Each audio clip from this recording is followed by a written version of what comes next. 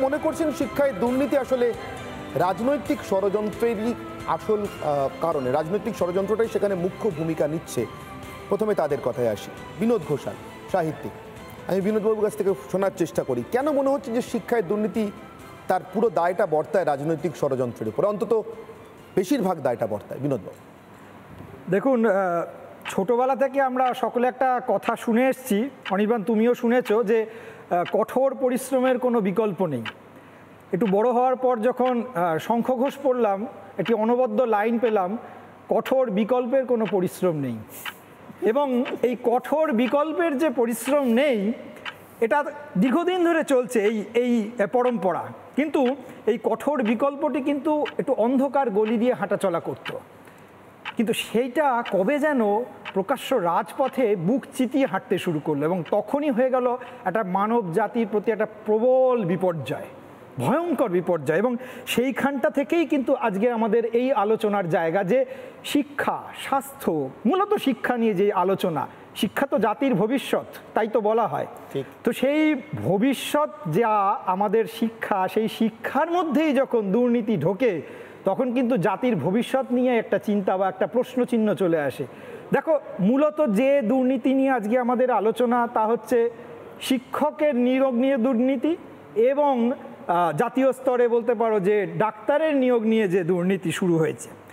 এবং দেখতে হবে যে সাধারণ মানুষের থেকে এই যে শিক্ষক বা চিকিৎসক, তাদের আমরা কিন্তু একটা আলাদা সম্ভ্রমের দৃষ্টিতে দেখি। একজন সাধারণ মানুষ, আর যখন কুণাল সরকারের নামটা উচ্চারণ করা হয়, তখন কিন্তু কুণাল বাবু একটা আলাদা সম্ভ্রম আমাদের জেগে ওঠে, আমাদের জিনের মধ্যে রয়েছে। কিন্তু এই সম্ভ্রম একজন শিক্ষকের প্রতি বা একজন চিকিৎসকের প্রতি যেটা আমাদের বরাবর ছিল, একটা শ্রদ্ধা ছিল, এখন চিকিৎসক বা শিক্ষক এই শব্দটা শুনলে সম্ভ্রমের বদলে কোথাও একটা সন্দেহ জেগে ওঠে। আচ্ছা, উনি চিকিৎসক কিভাবে হলেন? আচ্ছা, উনি শিক্ষক কিভাবে হলেন? এই যে মনের ভেতরে আমাদের একটা সন্দেহ, একটা দ্বন্দ্ব তৈরি হচ্ছে, এটা কিন্তু আমাদের কি বলবো, একেই তো সামাজিকভাবে সাংঘাতিকভাবে আমরা কি বলবো দোলাচলের মধ্যে রয়েছি, আমাদের এই সন্দেহের পরিসরটাকে বাড়িয়ে দিচ্ছে। এবং এই সন্দেহের পরিসর দিনে দিনে যত বাড়বে, তত আমাদের অন্তর কিন্তু সংকোচনের দিকে যাবে। এটা খুব ভয়াবহ আকার। দেখো, রাজনীতির কথা তুমি বলছো, আমাদের বলেছো যে তুমি রাজনীতির এটি এই চক্রান্তের প্রধান হচ্ছে রাজনীতি। আমি একটা খুব উদাহরণ দিই তোমাকে। একমাত্র রাজনৈতিক ব্যক্তিত্ব, এটা অস্বীকার করে লাভ নেই, তাদেরকে আমাদের দরকার, কিন্তু সব থেকে সাধারণ মানুষ অবিশ্বাস করে রাজনৈতিক ব্যক্তিত্বদের। এটা অস্বীকার করে লাভ নেই, এটা আমি তেতো কথাটাই বলছি। কিন্তু একজন শিক্ষক এবং একজন চিকিৎসককে আমরা চোখ বন্ধ করে ভরসা করি, চোখ বন্ধ করে ভরসা করি। আমি একটা উদাহরণ দিচ্ছি, ডক্টর বিধানচন্দ্র রায়। মুখ্যমন্ত্রী হিসেবে তাকে আমি পছন্দ করতেও পারি, নাও করতে পারি, কিন্তু চিকিৎসক হিসেবে কিন্তু তিনি সর্বজন শ্রদ্ধেয়, তাই নয় কি? তাহলে আজকে যখন এই চিকিৎসকের দিকে আমরা একটা সন্দেহ প্রকাশ করছি, একজন শিক্ষকের প্রতি আমরা একটা সন্দেহ প্রকাশ করছি, এবং এই সন্দেহের বাতাবরণটা বা এই নেপথ্যটা তৈরি করে দিচ্ছে কিন্তু মূলত যারা শাসক গোষ্ঠী রয়েছে, সেটা একদম উঁচু থেকে একদম নিচুতলা পর্যন্ত। এবং এই ভয়ঙ্কর পরিস্থিতি যত দিনে দিনে বাড়বে, আমরা আমাদের প্রতি যে মানে শিক্ষক বা চিকিৎসকদের প্রতি যে শ্রদ্ধা, যে বিশ্বাস, সেটা যত হারাবো, তত কিন্তু একটা ভয়াবহ সমাজ তৈরি হবে। এবং আমি লাস্ট যে কথাটা বলে শেষ করতে চাই, যে যতই রাজনৈতিক ব্যক্তিত্বদের দোষ দিই না কেন, যে ঘুষ খাওয়ার জন্য, যে অনৈতিক কাজ করবার জন্য যে হাতটা পেতেছে, হাতটা বাড়িয়ে দিচ্ছে কিন্তু সাধারণ মানুষও। ফলে এপক্ষে থেকেও আমি বলবো, রবীন্দ্রনাথ ঠাকুরের কথা দিয়ে শেষ করি, শঙ্খ ঘোষ দিয়ে শুরু করেছিলাম, যে ওরে কার নিন্দা করো তুমি, করো মাথা নত, এ পাপ আমার তোমার। বেশ, বিনোদবাবু অত্যন্ত সংক্ষেপে কিন্তু খুব কঠিন কথাগুলো বললেন, যে কথাগুলো শুনতে কঠিন, ঠিক যতটা আমাদের সমাজের গলাধ্যকরণের জন্য, মানে গেলবার জন্য, ঠিক ততটাই একই রকমভাবে বদলানোর জন্য। অর্থাৎ যদি সত্যিই বদলাতে চাই, এই কঠিন কথাগুলোকে হজম করে বদলাতে পারবো তো? বিশিষ্ট নাগরিক, প্রবুদ্ধ নাগরিক, এগুলো তো বুদ্ধিজীবী হিসেবে চিহ্নিত হওয়ার আগেও ছিল।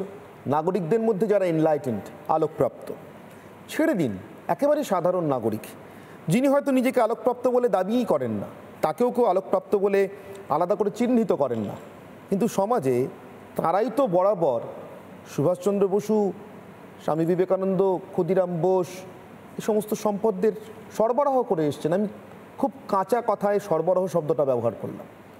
সেই সমাজ যদি শিক্ষিত করবার দায়টা না নেয়, কার হাতে তুলে দেবেন নাগরিক নিজের সন্তানকে? সমীরবাবু, দেখুন, বাংলার শিক্ষা এবং সংস্কৃতির একটা ইতিহাস আছে। আমরা সেই পরম্পরাতে আমাদের মনীষীদেরকে শ্রদ্ধা এবং সম্মান জানাই। সে কাজ বর্তমান সরকার কন্টিনিউ করছে। আগে রাইটার্স বিল্ডিংয়ে ছিল, এখন নবান্নে। প্রতি মুহূর্তে আপনারা দেখছেন। স্বাভাবিকভাবে একটা সমাজ বা রাজনীতি যাই বলুন না কেন, সেইখানে একটা শিক্ষকের যেমন গুরুত্বপূর্ণ ভূমিকা আছে, তিনি হচ্ছে জাতির মেরুদণ্ড বা ভবিষ্যৎ, তেমনি চিকিৎসক, যাকে আমরা চিকিৎসার সময় ভগবান বলে বিশ্বাস করি। এই দুটো এমন একটা ঘটনার মধ্যে আমরা আলোচনা আজকে নিয়ে যাচ্ছি। এক হচ্ছে শিক্ষকের ক্ষেত্রে নেট পরীক্ষা, আর চিকিৎসকের ক্ষেত্রে প্রবেশিকার নিট পরীক্ষা। আজকে যে আলোচনার ক্ষেত্রে রাজনীতির ষড়যন্ত্র আসছে, অবশ্যই সেই কথা আলোচনা হবে। তার কারণ হচ্ছে রাজনীতির বাইরে কিছু হচ্ছে না। যে ঘটনাটি ঘটেছে সেই ঘটনাটার পরিপ্রেক্ষিতে আমরা বলবো যে 2013 সালে প্রথম নিট পরীক্ষা শুরু হয়েছিল এবং 14 এবং 15 সালে নিটটা বিশেষ কোনো কারণে বন্ধ ছিল। কিন্তু 16 সালে অন্যান্য রাজ্যগুলো তাদের নিজেদের চেষ্টায় নিট পরীক্ষাটা নিয়েছিল জয়েন্ট এন্ট্রান্স বোর্ডের মাধ্যমে। যদি ভুল হয় সংশোধন করবেন। 2017 সালে নিটের দায়িত্ব নেয় কেন্দ্র সরকার এবং স্বাভাবিকভাবে সেখানে ন্যাশনাল টেস্টিং এজেন্সি বলে একটি এজেন্সিকে দায়িত্ব দেওয়া হয়। এবং আমি মনে করি তার মাথায় যাকে বসানো হয়েছে, এই যে রাজনীতির প্রসঙ্গ এলো, তিনি হচ্ছেন RSS এর প্রচারক বলবো।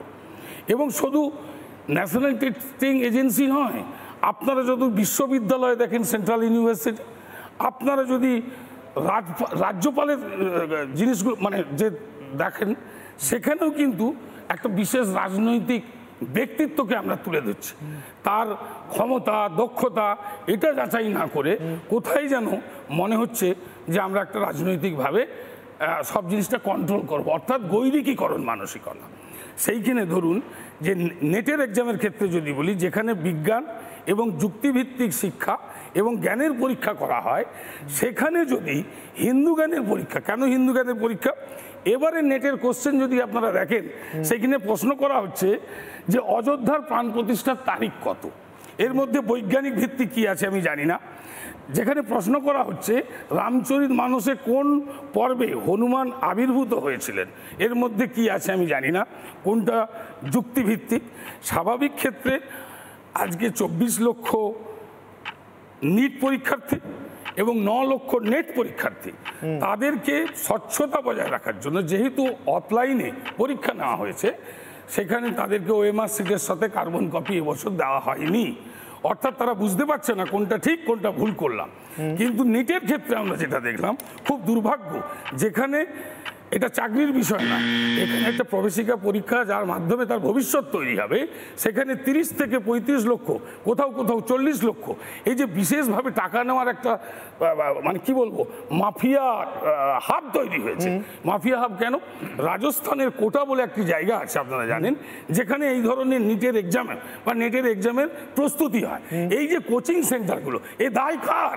এ দায় সমাজেরও, যেমনি যিনি চালাচ্ছেন শিক্ষা ব্যবস্থার সাথে যুক্ত, তার দায়ও কম নয়। কোচিং সেন্টার তো একটা দেশে, আমাদের মতো দেশে বন্ধ করা যাবে না। আপনি কোন আইনে বন্ধ করবেন? না, কিন্তু আপনি চাই মানে কোচিং সেন্টার কি অর্থে বলছেন? আইনের থেকে আমি যে কথাটা বলতে পারি যে সচেতনভাবে অসচেতনতা, এইটার কারণেই কিন্তু সচেতনভাবে আমি জানি যে ওই মাস্টারমশাইয়ের কাছে গেলে আমার ছেলে ভালো হবে, আমি বলছি যে টিউশন বন্ধ করুন। এই যে আমাদের মধ্যে নাগরিক ভাবনা, আমাদের মধ্যে যে মানে জাগ্রত হওয়া দরকার। শুধু রাজনীতিকে আমি আঙুল দেখানোর আগে আমি কেন এই টাকার সঙ্গে হাত মেলালাম, আমি কেন এই দুর্নীতির সাথে গেলাম, আগে আমি যদি নিজেকে প্রশ্ন করি, তবে সমাজকে স্বচ্ছতায় আনা যাবে, তবেই সিস্টেমটা ঠিক হবে।